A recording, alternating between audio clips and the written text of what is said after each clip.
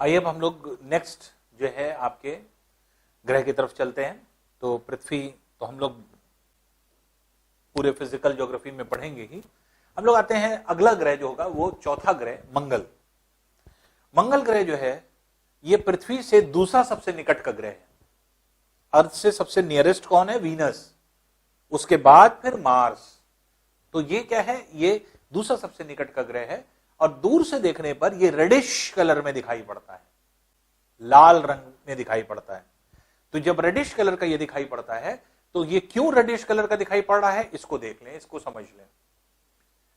तो जो reddish colour का ये दिखाई पड़ रहा है उसकी वजह क्या है? Iron ores.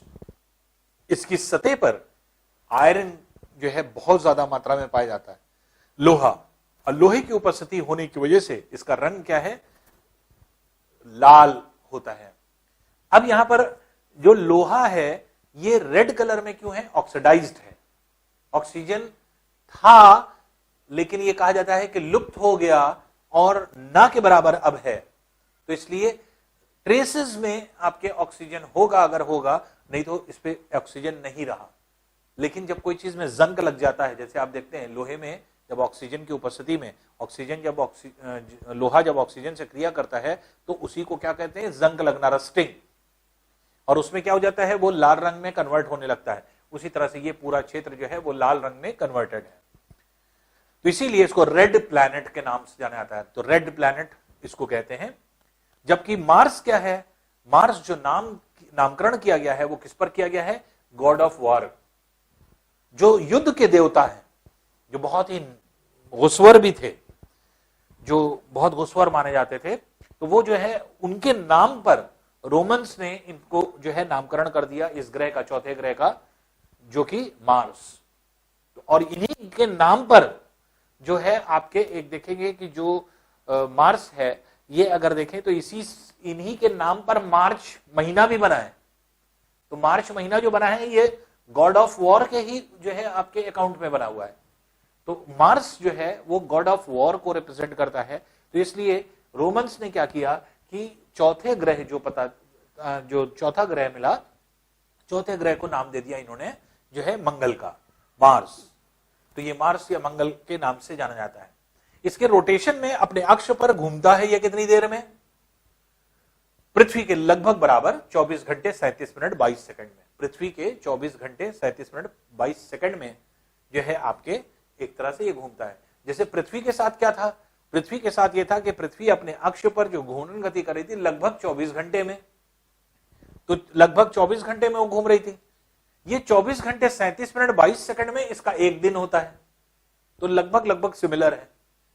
लेकिन जो इसका रेवोल्यूशन है, परिक्रमा है, इसको अगर आप देखेंगे तो एक कक्षा में अपने एक परिक्रमा जो करता है, एक रेवोल्यूशन जो करता है, वो रेवोल्यूशन करने में इसको कितना टाइम लगता है? 687 डेज।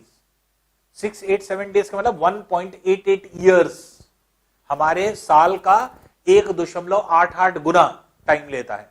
1.88 ईयर्स आप कह सकते हैं। तो 687 डेज में ये एक पूरी परिक्रमा पूरी करता है। या आप ये कह सकते हैं कि हमारे 687 दिन के बराबर इसका एक साल होता है।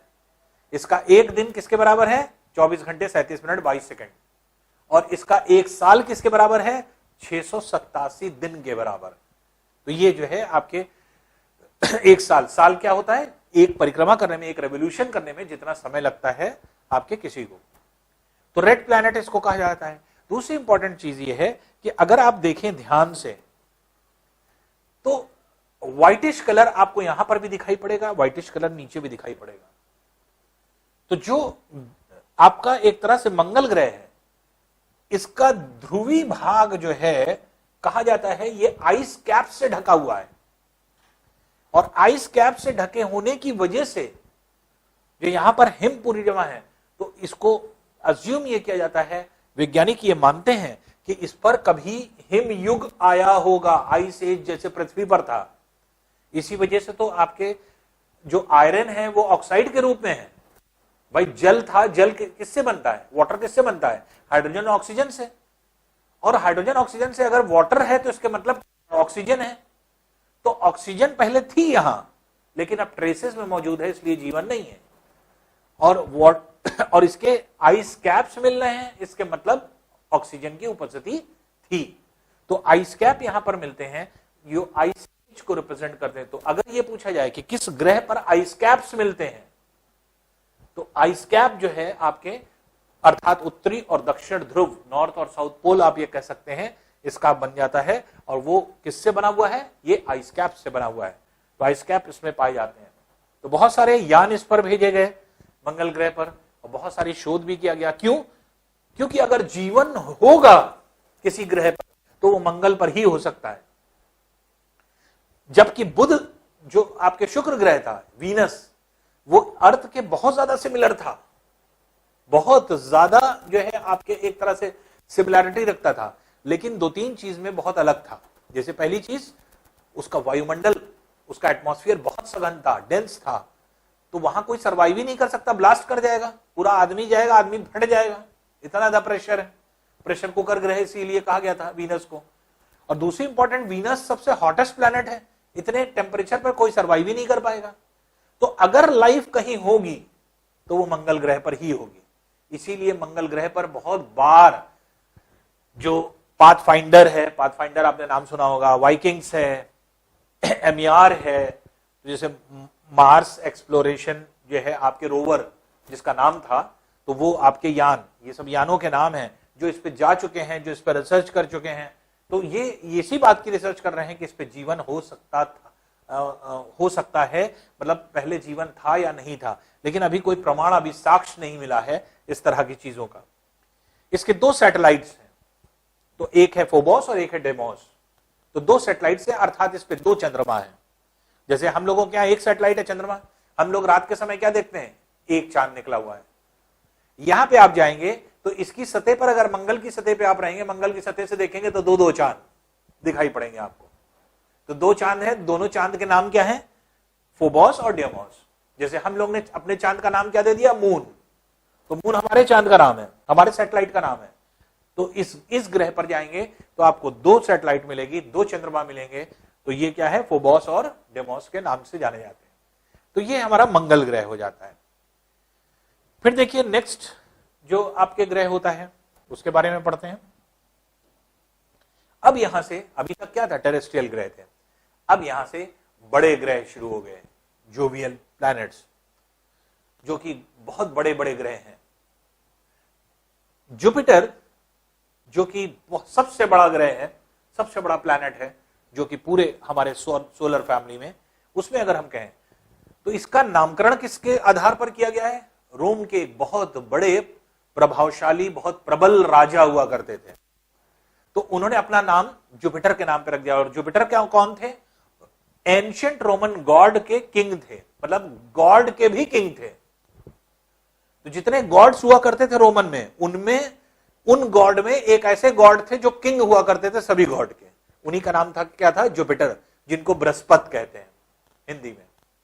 तो ये बृहस्पति जो है वो गॉड के गॉड थे, इसका मतलब जितने गॉड्स थे उनका गॉड थे ये। तो king of ancient Roman God, तो रोमन गॉड्स के जितने भी थे उनके किंग थे ये। इसीलिए इनको क्या कहा जाता है? Master of gods. तो मास्टर ऑफ गॉड्स के नाम से जाना जाता है, या रूलर ऑफ गॉड्स भी इनको कहा जाता है, क्योंकि जो गॉड के ऊपर रूल करते थे, तो गॉड के ऊपर की श्रेणी इनको दी गई है, मतलब सभी गॉड में सबसे ऊंचे, सारे गॉड इनके अंडर में थे। तो इनको बृहस्पति या जुपिटर के नाम से, और ये विशाल काय होने की वजह से ऐसा है।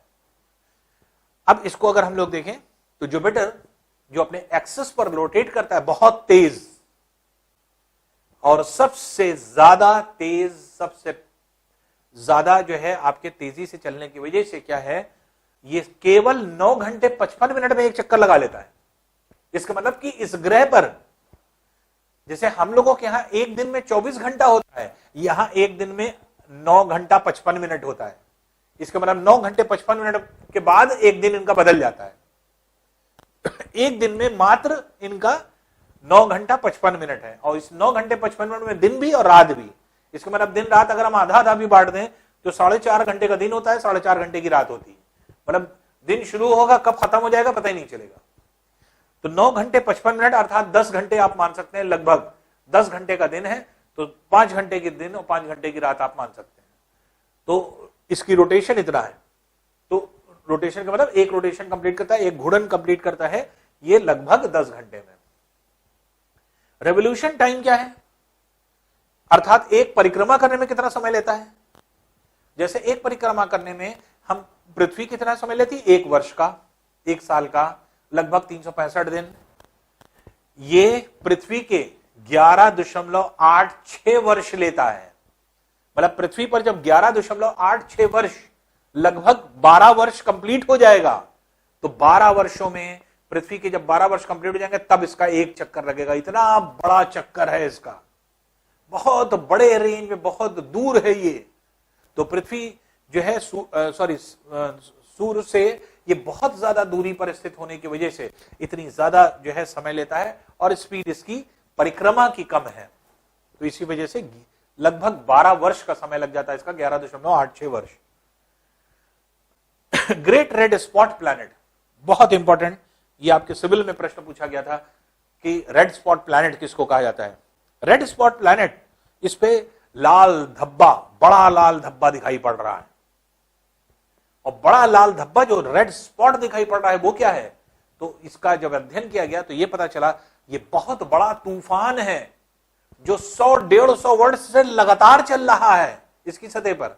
और ये इसकी सतह क्या है, ये भी जो है आपके ठोस नहीं है, इसकी सतह जो है ये आपके गैस के, सघन गैस की बनी हुई है। तो इसकी सतह पर वही जो, जैसे हम लोगों के यहाँ चक्रवात आते हैं, साइक्लोन्स, तो हवाएं ऐसे घूमती हैं, उसी तरह से घूमता हुआ बवंडर है ये, चक्रवात है, साइक्लोन है, जो कि कई हजार किलोमीटर दूर में चल रहा है। और 100-150 वर्षों से वैज्ञानिकों का ऐसा अनुमान है कि 100-150 वर्षों से ये लगातार चल रहा है, और जिसकी वजह से बहुत सघन हो चुका है, इसलिए दूर से देखने पर ये रेड स्पॉट की तरह से दिखाई पड़ता है, लाल धब्बा। तो लाल धब्बा ग्रह भी इसको इसीलिए कहते हैं रेड स्पॉट प्लैनेट के नाम से जो है आपके अगर कहा जाए तो। रेड प्लैनेट अगर कहें तो किसको कहते हैं, मार्स को, मंगल को, लाल ग्रह। लेकिन लाल धब्बा ग्रह अगर कहा जाए, रेड स्पॉट प्लैनेट, इसके ऊपर लाल धब्बे होते हैं, तो ये आपके हो जाएगा जुपिटर, बृहस्पति। सबसे बड़ा जो है आपके एक तरह से विशालकाय है, इसलिए सबसे विशाल ग्रह है, इसलिए इसको दानव ग्रह भी कहते हैं, जायंट प्लैनेट। तो जायंट प्लैनेट या दानव ग्रह भी कहते हैं। और विशाल होने की वजह से इसे तारा सदृश ग्रह भी कहा जाता है। तारा सदृश ग्रह मतलब स्टार लाइक प्लैनेट। जिस तरह से स्टार्स बड़े बड़े होते हैं, तो और जैसे हमारा सूर्य है बहुत बड़ा है, तो उसी तरह से तो लगभग सूर्य के बराबर तो नहीं है, लेकिन जो है आपके सूर्य से छोटा है, लेकिन ग्रहों की तुलना में अगर देखा जाए तो बहुत बड़ा है। तो बहुत बड़े होने की वजह से इसे सूर्य सदृश ग्रह, स्टार लाइक प्लैनेट के नाम से जाना जाता है।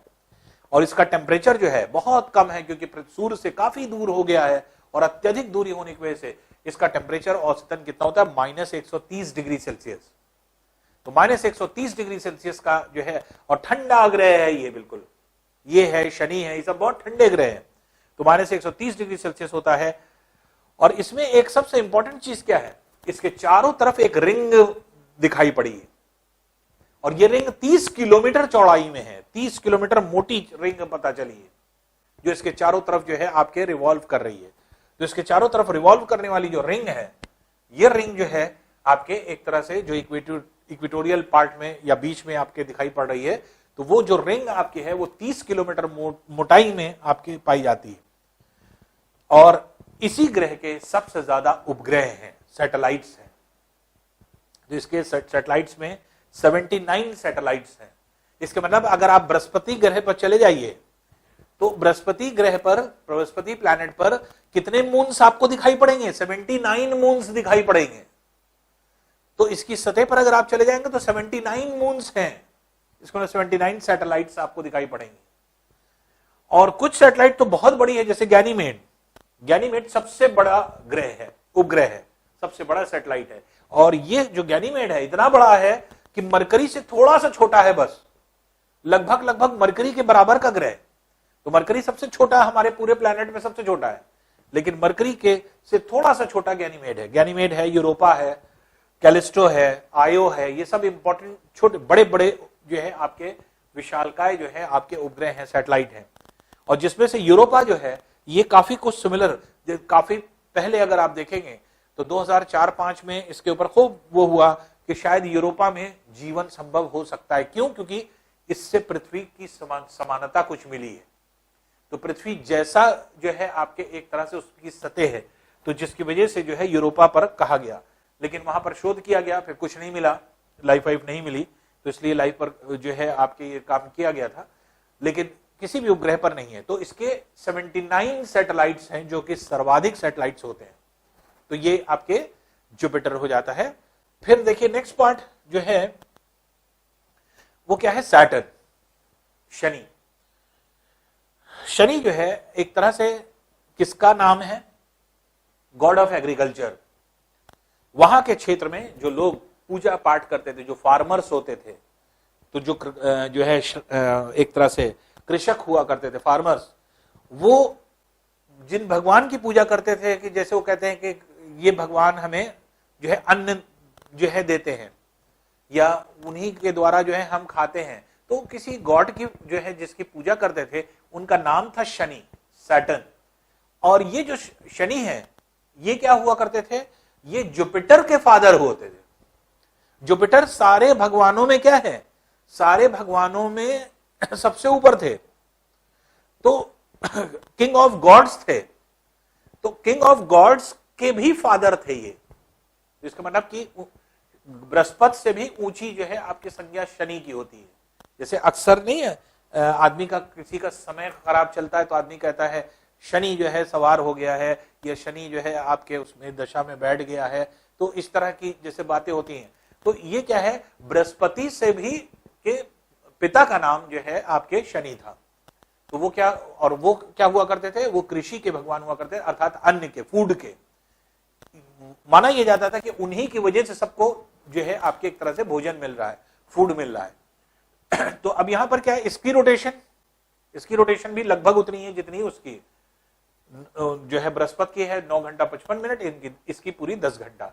10 घंटे में पृथ्वी के 10 घंटे के बराबर इसका एक दिन होता है। और इसकी एक परिक्रमा जो है, एक रेवोल्यूशन जो सन के चारों तरफ एक परिक्रमा करता है, वो 29.46 वर्ष में। इसका मतलब क्या कि पृथ्वी के 29.46 वर्ष में पृथ्वी परिक्रमा करके कितनी बार परिक्रमा करेगी? मान लीजिए 29.46 को जो है अगर हम 30 मान लें, 30 वर्ष लगभग, तो पृथ्वी जितनी देर में 30 बार परिक्रमा कर लेगी, रेवोल्यूशन कर लेगी, उतनी देर में एक बार ये रेवोल्यूशन करेगा। इसके मतलब कि अगर किसी व्यक्ति की आयु, किसी पर्सन की एज 30 वर्ष है, तो जितना साल वो जिया है उतना ही समय लगा है उसको शनि को एक परिक्रमा करने में। इतना दूर है, इतनी बड़ी कक्षा है उसकी, तो वर्ष जो है आपके बढ़ते चले जाते हैं। और इसमें अगर देखा जाए तो 3 इसकी बहुत चौड़ी रिंग है। ये रिंग किस चीज की है? जैसे बृहस्पति पे भी एक रिंग मिली, रिंग किस चीज की है? धूल की, कण की, पत्थरों की। तो पत्थर घूम रहे हैं चारों तरफ, जो है आपके नाच रहे हैं, और इतने सघन पत्थर हैं इसलिए वो रिंग जैसे दिखाई पड़ रहे हैं। तो रिंग किस चीज की है? इसी धूल की। तो धूल की रिंग है जिसके अंदर पत्थर जो है आपके सारे घूम रहे हैं। तो 3 डेंस रिंग है जिनको ABC कहा गया। और 4 जो है वो आपकी एक तरह से रेयरर रिंग है जो इसी के बाहर है। तो 4 रिंग और मिली, तो जिसको DEFG का नाम दिया गया है। तो ABC बहुत सघन है जो दूर से दिखाई पड़ रही है। और यहां तक के ग्रह, शनि तक के ग्रह हम नंगी आंखों से देख सकते हैं बिना टेलीस्कोप के।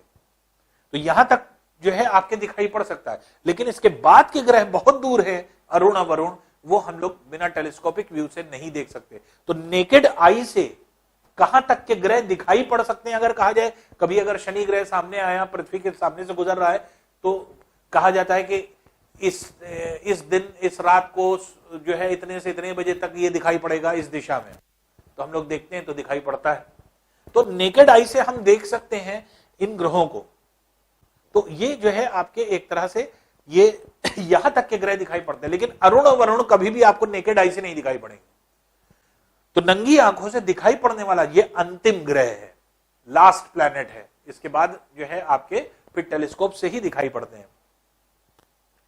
अब इसकी जो आपके एक तरह से रिंग है, इस रिंग की वजह से इसका आकार अगर आप देखेंगे तो क्या हो जाता है, अगर हम इसकी बात करें और इस पर अगर हम रिंग की बात करें ऐसे, तो रिंग ऐसा दिखाई पड़ता है जैसे एक सींग हो, सींग जैसा दिखाई पड़ रहा है, इसलिए क्या कहलाता है, हॉर्न। सींग को क्या कहते हैं, हॉर्न। तो ये सींग जैसा व्यू जो है आपके दिखाई पड़ता है। तो सींग जैसा व्यू क्योंकि दिखाई पड़ रहा है, इसलिए इसे क्या कहा जाता है, इसे श्रृंग ग्रह या हॉर्न प्लैनेट के नाम से जाना जाता है। तो सींग जैसा, जैसे गाय की भैंस की सींग होती है, उसी तरह से जो है आपके एक तरह से सींग वाला ग्रह के रूप में जाना जाता है।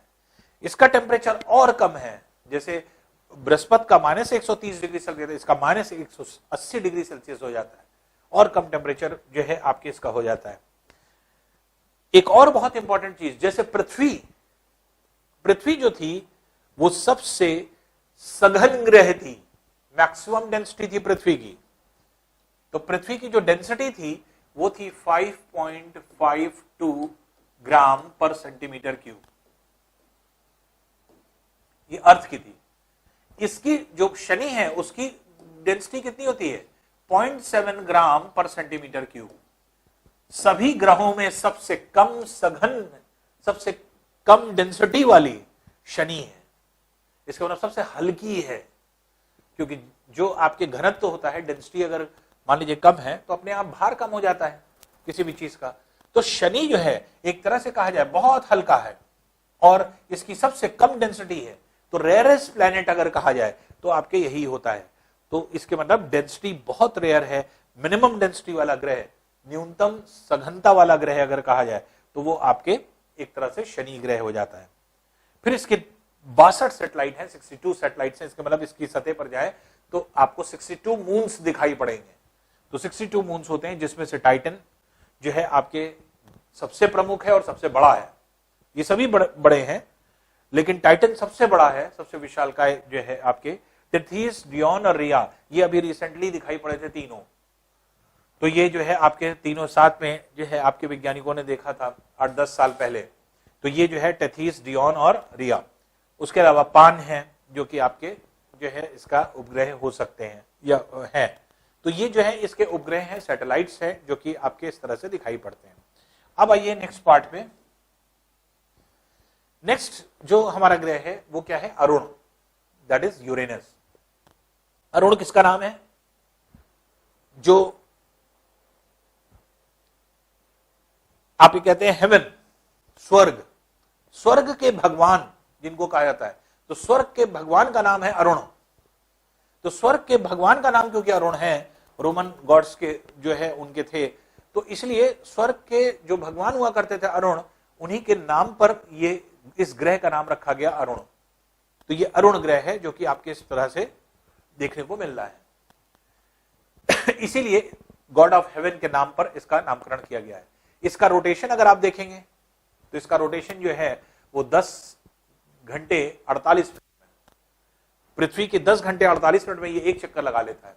लेकिन परिक्रमा देखेंगे तो 84 वर्षों में, पृथ्वी के 84 वर्षों में, अर्थात पृथ्वी 84 बार अगर घूम जाएगी, परिक्रमा कर लेगी सूर्य के, तो ये एक बार करेगा। तो पृथ्वी जब 84 बार परिक्रमा कर लेगी तब ये एक बार करेगा। इतना दूर है, बहुत दूर है अरुण ग्रह। और इसका जो वायुमंडल है, वायुमंडल में मीथेन गैस बहुत ज्यादा मात्रा में है और पूरा हिम से ढका ही है, पूरा टेम्परेचर बहुत कम है, हिम से ढका हुआ है। तो मीथेन गैस की वजह से, मीथेन गैस की उपस्थिति होने की वजह से इसका ग्रीनिश लुक आता है, ग्रीन कलर। तो मीथेन की वजह से इसका ग्रीनिश लुक आता है, इसीलिए इसको हरा ग्रह या ग्रीन प्लैनेट के नाम से भी इसको जाना जाता है। तो इसको हरा ग्रह भी कहते हैं, ग्रीन प्लैनेट के नाम से जाना जाता है, क्योंकि जो ग्रीनिश लुक आता है इसका, तो ये जो है आपके एक तरह से ग्रीनिश लुक जो है आपके मीथेन की उपस्थिति की वजह से आता है। तो मीथेन के ज्यादा होने की वजह से। दूसरी इंपॉर्टेंट चीज, इस ग्रह को अगर आप देखेंगे तो ये ग्रह जो है जैसे पृथ्वी है, पृथ्वी का एक्सेस अगर आप देखेंगे तो 23.5 डिग्री पर झुका हुआ है वर्टिकल से, वर्टिकल से 23.5 डिग्री पर झुका है। इसका एक्सिस अगर आप देखेंगे तो 0 डिग्री है, ये ऐसे घूमती है, पृथ्वी ऐसे घूम रही है, ऐसे, ये ऐसे घूम रही है।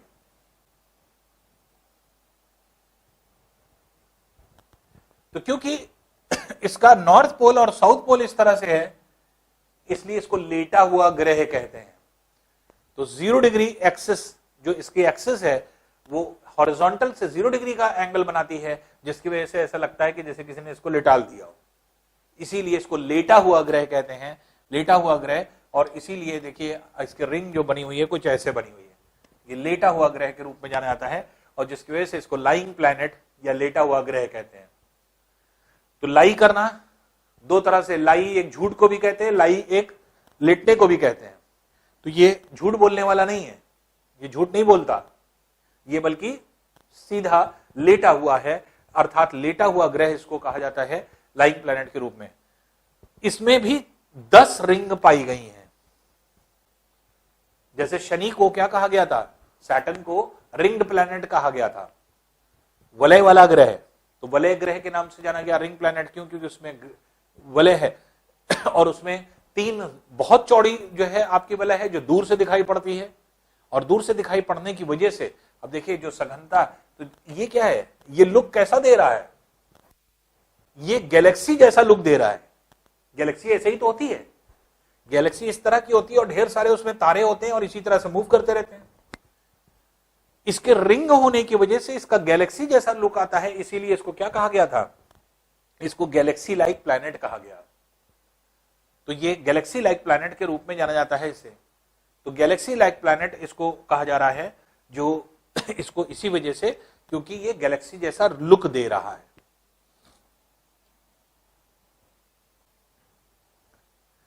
अब इसमें देखिए 10 जो है इसके रिंग हैं जो कि आपके पाएगा, लेकिन बहुत सघन नहीं है, उतने सघन नहीं जितना कि शनि के हैं, लेकिन फिर भी 10 रिंग्स आपके इसमें देखे गए। और इन 10 रिंग्स में 5 रिंग को नामकरण भी किया गया। इनका 5 रिंग में 5 का नामकरण इस तरह से किया गया है, alpha, beta, gamma, delta, epsilon. तो अल्फा, बीटा, गामा, डेल्टा और एप्सिलॉन, ये 5 रिंग को नाम दिया गया है। बाकी 5 बाद में मिली थी, इसलिए उसका भी नामकरण नहीं किया गया है। तो शुरू में जब 5 मिली थी उनको alpha, beta, gamma, delta, epsilon, ये 5 नाम आपके दिए गए थे अरुण ग्रह को।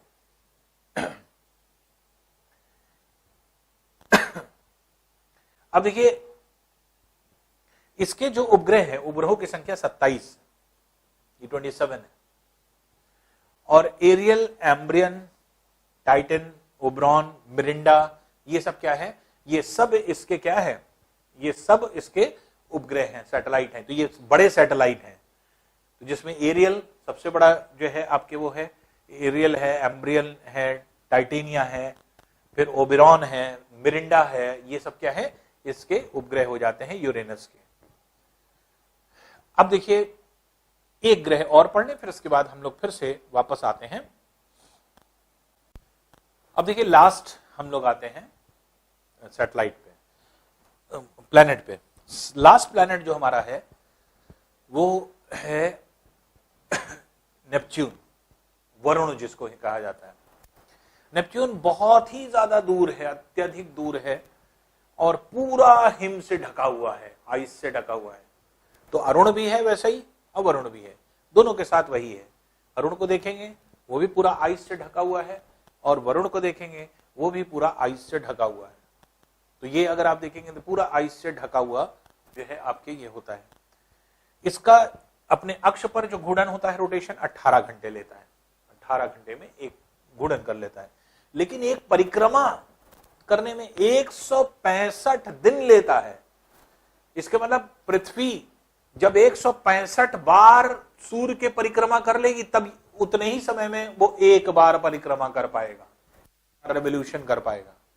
तो पृथ्वी 165 रेवोल्यूशन जितनी देर में करेगी, उतनी देर में ये एक बार रेवोल्यूशन कर पाएगा। इतना दूर है और इतना बड़ा इसका पाथ है कि ये कंप्लीट होने में आपके बहुत ज्यादा जो है आपके टाइम लेता है। तो सबसे दूर का ग्रह अगर कहा जाए, सूर्य से भी, पृथ्वी से भी, अर्थ से भी, सन से भी अगर कहा जाए कि सबसे ज्यादा फार्देस्ट मोस्ट कौन सा प्लैनेट है, तो वो आपके हो जाएगा नेपच्यून। नेपच्यून जो है ये नामकरण किस पे किया गया है, गॉड ऑफ सी पे।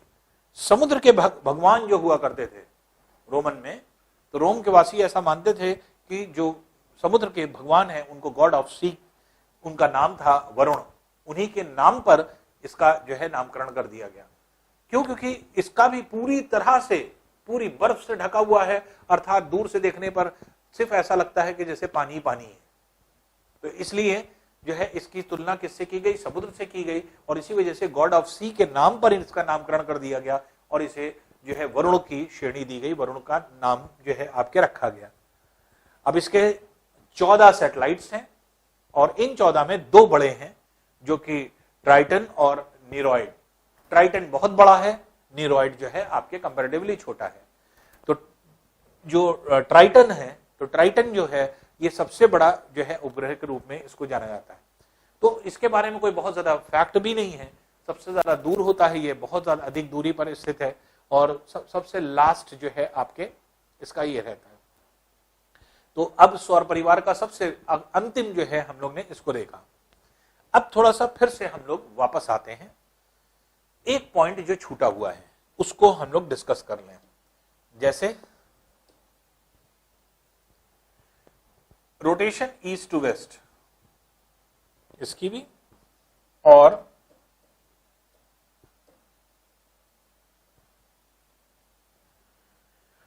रोटेशन ईस्ट टू वेस्ट, इसकी। अब देखिए रोटेशन से कैसे हम समझते हैं, जैसे अर्थ, अर्थ कैसे रोटेट कर रहा है, ऐसे। तो सामने से अगर हम देखेंगे तो ये जो है आपके ईस्ट, ये वेस्ट, तो आपके इस तरह से घूर्णन गति वेस्ट टू ईस्ट जो है आपके पृथ्वी वेस्ट टू ईस्ट जाती है। वेस्ट टू ईस्ट क्योंकि घूम रही है इसलिए हमें ऐसा लगता है कि सूर्योदय ईस्ट से हुआ और सूर्यास्त वेस्ट में हो रहा है। तो पूरब से सूर्य निकलता है, पश्चिम में डूबता है, तो ईस्ट से सूर्य निकल रहा है और वेस्ट में जा रहा है, जबकि सूर्य तो फिक्स है, सूर्य थोड़ी निकला है। सूर्य मान लीजिए यहां पे फिक्स है, कौन रोटेट कर रहा है, वेस्ट टू ईस्ट जो है आपकी ये जा रही है अर्थ, जिसकी वजह से पहले सूरज कहां आएगा, ईस्ट वाले पार्ट में, फिर इसके बाद वेस्ट वाले पार्ट में आएगा, ऐसे घूम रही है। तो पृथ्वी के वेस्ट टू ईस्ट घूमने की वजह से इसका सूर्योदय किधर से हो रहा है, ईस्टर्न साइड से। पूरे ग्रह में सूर्य के साथ भी यही है, सन के साथ, सन और उसके सारे प्लैनेट्स इसी तरह घूम रहे हैं वेस्ट टू ईस्ट। लेकिन 2 ऐसे ग्रह हैं, यू वी याद रखिए, यू से यूरेनस, वी से वीनस। यू से यूरेनस जो कि अरुण ग्रह है और वी से वीनस शुक्र ग्रह। तो अरुण और शुक्र 2 ऐसे ग्रह हैं, यू वी याद रखिए, यूरेनस वीनस। यूरेनस वीनस ऐसे हैं जो पृथ्वी और सूर्य की दिशा में ना घूम करके उल्टा घूम रहे हैं, ऐसे फ्रॉम ईस्ट टू वेस्ट। 2 ग्रह शुक्र और जो है आपके अरुण, यूरेनस और वीनस उल्टा घूम रहे हैं ईस्ट टू वेस्ट, जिसकी वजह से इन ग्रहों पर क्या होता है, इन ग्रहों पर सूर्योदय पश्चिम दिशा की ओर से होता है, सूर्यास्त ईस्ट की तरफ होता है। तो अगर जैसे हम लोग पृथ्वी पर हैं, हम लोगों के यहां ईस्ट पूर्व से सूर्य उगता है, पश्चिम में जाकर डूब जाता है। लेकिन अगर आप जो है इस मंगल ग्रह पर चले जाइए, सॉरी शुक्र ग्रह पर चले जाइए, वीनस पर चले जाइए, तो वीनस पर उल्टा होता है, ईस्ट से नहीं जो है आपके सूर्य दिखाई पड़ेगा, बल्कि सूर्य किधर से निकलेगा, वेस्ट से निकलेगा और ईस्ट में जाके डूबेगा, उल्टा होता है। तो 2 ऐसे ग्रह हैं जिसको आप याद रखें, यूवी, यूरेनस और वीनस, जो रोटेशनल स्पीड जिनकी उल्टी है, ईस्ट टू वेस्ट है, जिसकी वजह से सूर्योदय सनराइज वेस्ट से होता है और सनसेट ईस्ट में होता है, उल्टा होता है हम लोगों से। तो इसलिए ये 2 ग्रह ऐसे हैं जिनको हम लोग ने यहां पर देखा।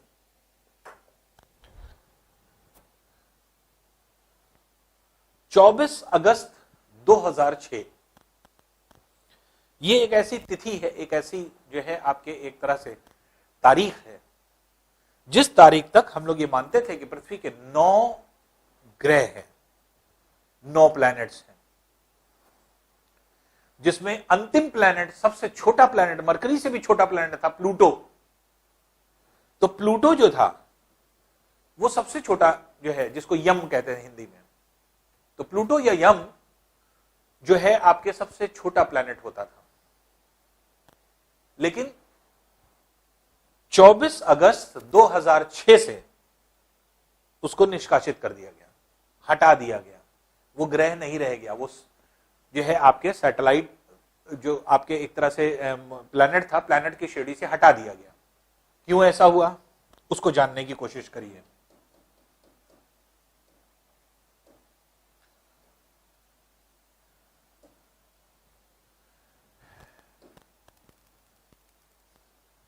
पहले तो सबसे पहली चीज ये थी कि प्लैनेट को डिफाइन नहीं किया था किसी ने। 24 अगस्त 2006 को प्राग में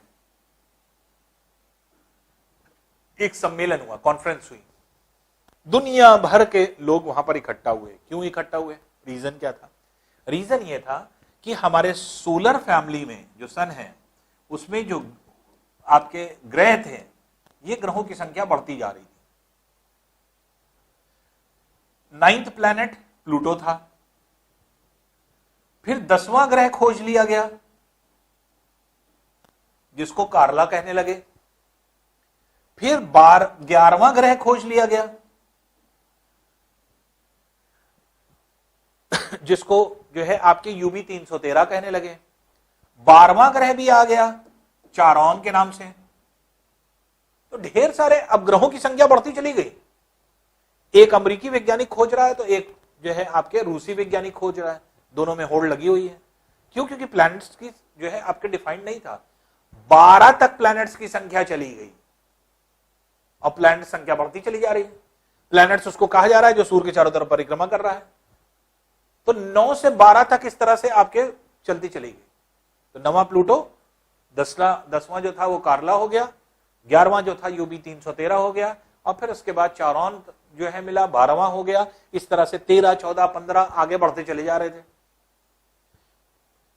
इस 24 अगस्त 2006 को प्राग में फिर कॉन्फ्रेंस में सबसे पहला मुद्दा यही उठाया गया कि सबसे पहले हम लोग डिफाइन करें, क्या जितने पिंड मिलते चले जाएंगे? क्योंकि अब हम लोग की टेक्नोलॉजी डेवलप होती जा रही है, हम और आगे बढ़ते चले जा रहे हैं, हम एक सोलर फैमिली से दूसरे सोलर फैमिली में जा रहे हैं, तो अपने सोलर फैमिली में जितने पिंड हैं वो तो बढ़ते जाएंगे। जैसे हम लोग उपग्रहों की संख्या देख रहे हैं, लगातार बढ़ती जा रही है। सैटेलाइट्स जैसे 79 सैटेलाइट्स मैक्सिमम हो गई किसकी? जुपिटर की। क्यों? क्योंकि हम लोग का जो है रीच बढ़ता जा रहा है। जैसे जैसे हम लोग बढ़ते जाएंगे वैसे वैसे हम लोग को खोज करते जाएंगे और मिलती चली जाएगी। यही हो रहा था। तो 24 अगस्त 2006 को प्राग में जब सम्मेलन हुआ तो यह हुआ कि पहले डिफाइन कर लिया जाए कि प्लैनेट है क्या। तो वहां पर डेफिनेशन दी गई। पहला डेफिनेशन क्या थी? कहा गया कि जो इस डेफिनेशन को पूरी तरह से कंप्लीट कर लेगा वही जो है आपके ग्रह होगा। पहली चीज,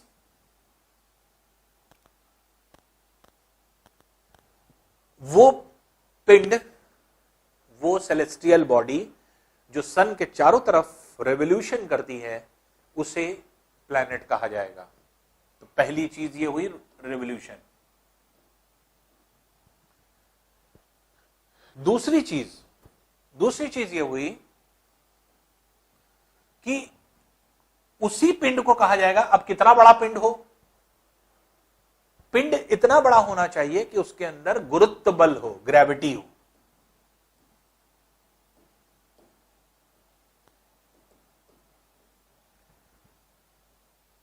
ग्रेविटी तो छोटे से भी पिंड में होती है।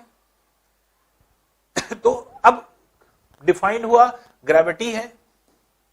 तीसरी चीज, ग्रेविटी कितनी हो यह डिफाइन किया गया।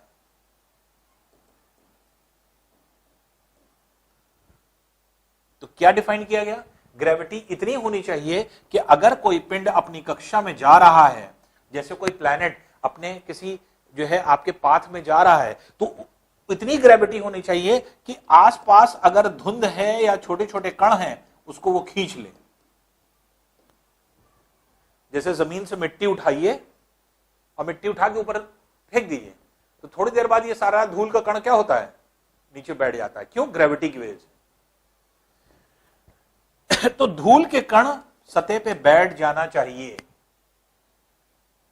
अब यहां पर क्या है कि बस यही चीज जो है आपके एक तरह से पूरा नहीं कर पाया प्लूटो। प्लूटो ये पूरा कर रहा था, ये पूरा कर रहा था, ये वाली चीज नहीं पूरा कर पाया, क्योंकि प्लूटो की जब कक्षा देखा जाता है ऑर्बिट, उसके आसपास धूल के ढेर सारे कण हैं जिसको वो खींच ही नहीं पाता, इतनी ग्रेविटी है ही नहीं, छोटा पिंड होने की वजह से। और जितना छोटा पिंड होता जाएगा ग्रेविटी कम होती जाएगी। तो ऐसे छोटे ग्रह जिनके पास इतनी भी ग्रेविटी ना हो कि अपने आसपास के पिंड को खींच सकें, उनको जो है आपके ग्रह कहने का कोई अधिकार नहीं।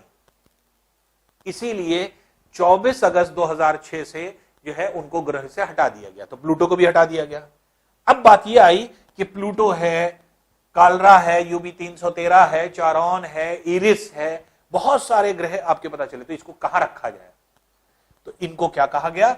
इनको एक नाम दे दिया गया, इनको कहा गया क्षुद्र ग्रह। क्षुद्र ग्रह, ड्वार्फ प्लैनेट्स।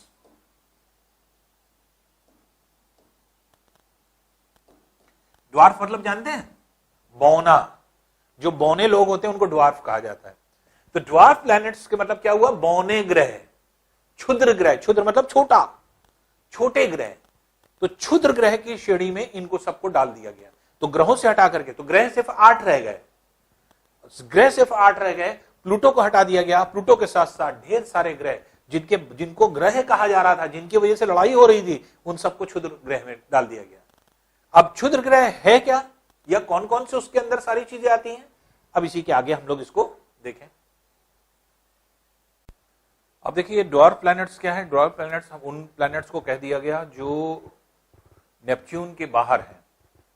और ये सारे प्लैनेट्स ऐसे हैं जो आपके एक तरह से एक कंडीशन को नहीं निभा पा रहे हैं। वो ये है कि इनकी ग्रेविटी इतनी कम है, इतने छोटे पिंड हैं ये, इनकी ग्रेविटी कम होने की वजह से अपने रास्ते के जो आपके मलबा है, डेब्रिस है, तो जो मलबा है, डेब्रिस है, उसको साफ नहीं कर पा रहे हैं।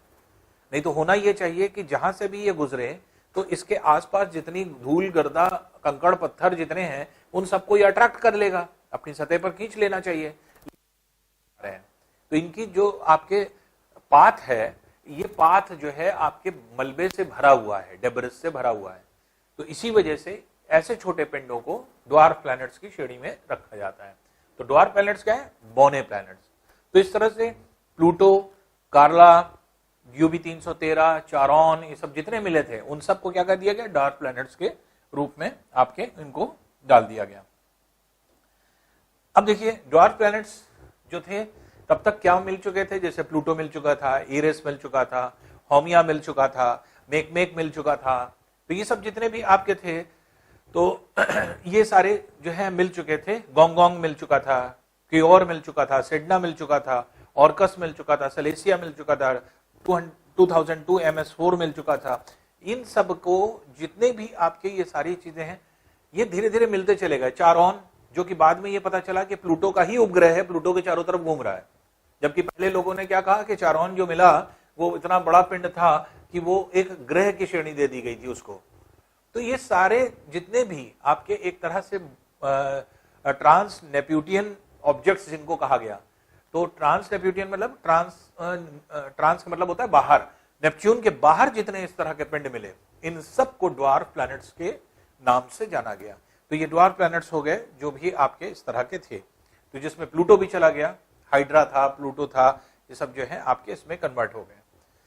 अब देखिए एक चीज और है हमारे उसमें ड्वार्फ प्लैनेट्स के अलावा, एक चीज होती है एस्टेरॉइड्स। एस्टेरॉइड्स क्या है? अभी आगे चल करके आप पढ़ेंगे, जो सूर्य है, सूर्य के चारों तरफ मंगल, मार्स और बृहस्पति, जुपिटर, ये ऐसे रिवॉल्व कर रहा है। एक्चुअल में क्या था कि जो अर्थ है, अर्थ से पहले बड़ा था मंगल, अब छोटा हो गया। ये आगे चल करके हम लोग इसको फैक्ट पढ़ेंगे कि कैसे छोटा हो गया। पहले कहा जाता है कि मंगल की सतह छोटी थी, मंगल की सतह जो थी वो आपके कंपैरेटिवली बड़ी थी पृथ्वी से, और मंगल की सतह जो थी वो आपके ढीले कणों से, क्योंकि इसकी ग्रेविटी कम थी, ढीले कणों से भरी हुई थी। इसका मतलब पत्थर तो थे, लेकिन आपको पता है कि वेट क्या होता है, m इंटू जी। तो जी की वैल्यू अगर कम होगी, एक्सेलरेशन ड्यू टू ग्रेविटी कम होगी, तो भार कम होगा। तो पत्थर तो बहुत बड़े बड़े थे लेकिन हल्के थे, गुब्बारे जैसे। तो ऐसा माना जाता है, वैज्ञानिकों ने यह कहा कि जुपिटर जब गुजरता था, मान लीजिए कि यहां पे मंगल है, यहां पे ढीले कण हैं, जुपिटर यहां से गुजर गया, तो आकर्षण की वजह से ये जो ढीले पत्थर थे ये निकल जाते थे। फिर कभी मान लीजिए मंगल यहां है और यहां से जुपिटर गुजर गया, और जुपिटर के गुजरने से फिर जो है कुछ ना कुछ पत्थर जो है वो बाहर की ओर ऐसे लिबरेट हो जाते थे, ऐसे। और इस तरह से जितनी बार जुपिटर इसके कक्षा के बगल से निकलता हो गया होगा, इसके जितने ढीले कण थे वो सब बाहर निकल गए, और बड़े बड़े पत्थर, बड़ी बड़ी चट्टानें, और इतने बड़े बड़े पत्थर हैं ये कि माउंट एवरेस्ट जैसे ऊंचे पर्वत जैसे हम लोगों को क्या पाए जाते हैं, उस तरह के पत्थर हैं ये सारे पत्थर इस मंगल, मार्स और जुपिटर के बीच में तैर रहे हैं। तो ये जो तैर रहे हैं ये क्या है, ये पत्थर हैं जो इस ग्रह के बाहरी सतहों से निकले हुए पत्थर हैं, और ये जो है आपके इस पूरे दोनों ग्रहों के बीच में तैर रहे हैं। ऐसे पत्थरों को, ऐसी घूमने वाले ऐसे पत्थरों को क्या कहा गया, एस्टेरॉइड्स, जिसको हिंदी में कहते हैं क्षुद्रिकाएं। तो ये क्षुद्रिकाएं हो गई, जैसे ड्वार्फ प्लैनेट्स क्या थे, क्षुद्र ग्रह थे, तो ये क्षुद्रिकाएं कहलाती हैं। तो ये क्षुद्रिकाएं या फिर एस्टेरॉइड्स कहलाए। तो एस्टेरॉइड्स क्या है, वो पत्थर जो मंगल और बृहस्पति के कक्षा के बीच में तैर रहे हैं। और ये कभी कभी क्या होते हैं, कुछ पत्थर दूसरे भी, ऐसा नहीं कि सिर्फ इन्हीं के बीच में है, इस तरह के कुछ पत्थर कहीं पर भी दिखाई पड़ सकते हैं, क्योंकि किसी भी सतह से लिबरेट हो सकते हैं। लेकिन मेनली अगर पूछा जाए कि किन दो ग्रहों के बीच में एस्टेरॉइड्स पाए जाते हैं, तो उसका आंसर हो जाएगा मंगल और बृहस्पति के बीच में। और इस तरह से एस्टेरॉइड्स का जन्म हुआ। एस्टेरॉइड्स ढेर सारे पत्थर होते हैं जो कि कभी कभी हर जगह से निकलते हुए आपको दिखाई पड़ेंगे। तो ये पत्थर ऐसे लिबरेट हो जाते हैं जब भी कोई सतह से के आसपास से गुजरता है, उसकी ढीली सतहों से ये सब पत्थर, ये बड़े बड़े पत्थर जो होते हैं ये आपके लिबरेट हो जाते हैं।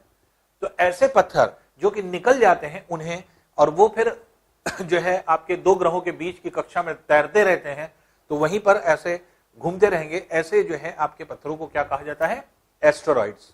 तो ये एस्टेरॉइड्स की श्रेणी के अंतर्गत आते हैं। फिर इसी तरह से एक और होता है क्षुद्र, ये आपके होते हैं मेटियोर्स। मेटियोर्स को क्या कहा जाता है, उल्का पिंड।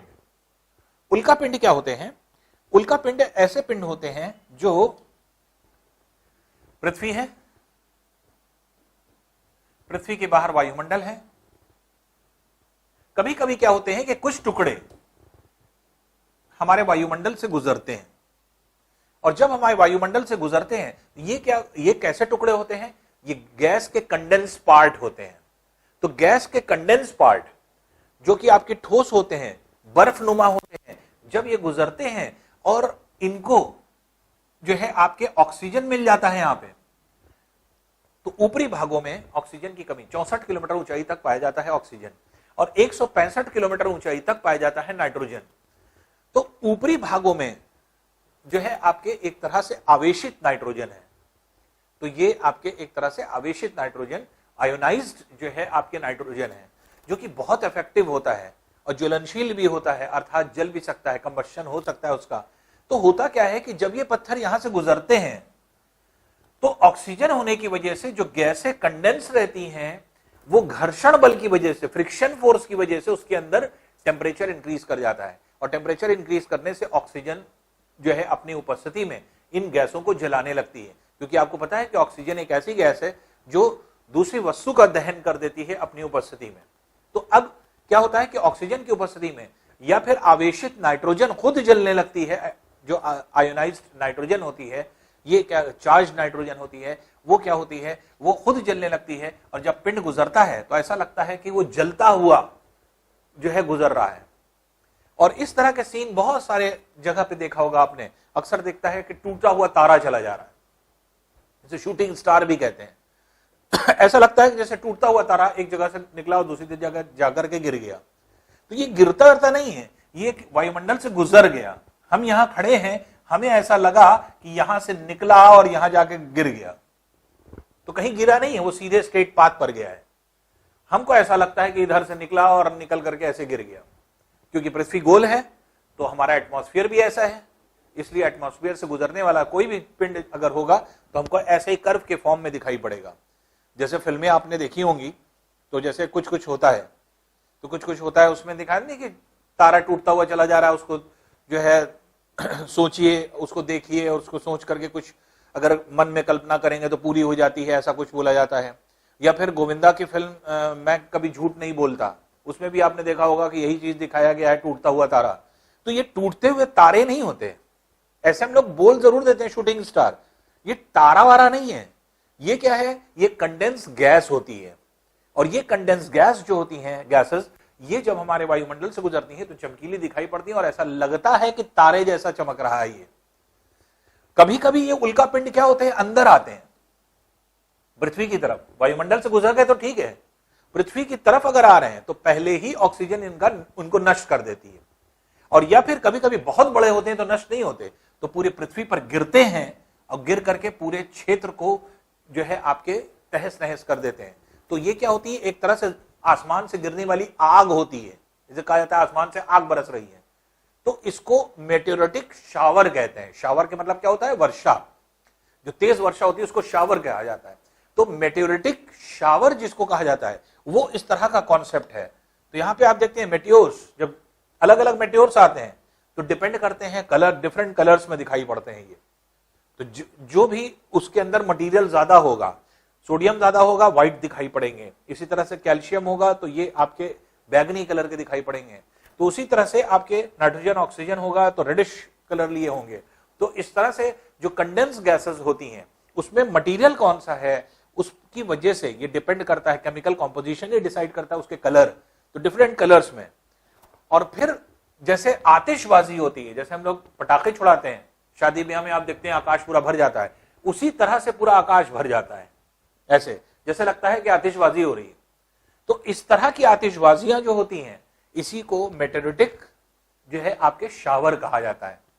तो अगर एक पिंड गुजर गया तो वो मेटियोर कहलाएगा, और अगर यही टूटे हुए पिंड बिखर करके आपके इस तरह से, इसको मेटेओरिटिक शावर के नाम से जाना जाता है। तो ये मेटेओरिटिक शावर्स हो जाते हैं जो कि आपके डिफरेंट कलर्स में चारों तरफ से गिरते हैं और ऐसा लगता है जैसे किसी ने आतिशबाजी की हो, और जो है आपके बहुत सुंदर आपके दिखाई पड़ता है ये।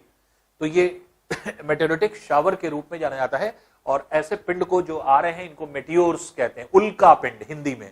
तो ये उल्का पिंड है, मेटियोर्स के नाम से जाने जाते हैं। और जो आपके इनका उल्का पिंड जो गिरते हैं, मेटेओरिटिक शावर जो होता है, इसको हिंदी में क्या कहते हैं, उल्कापात।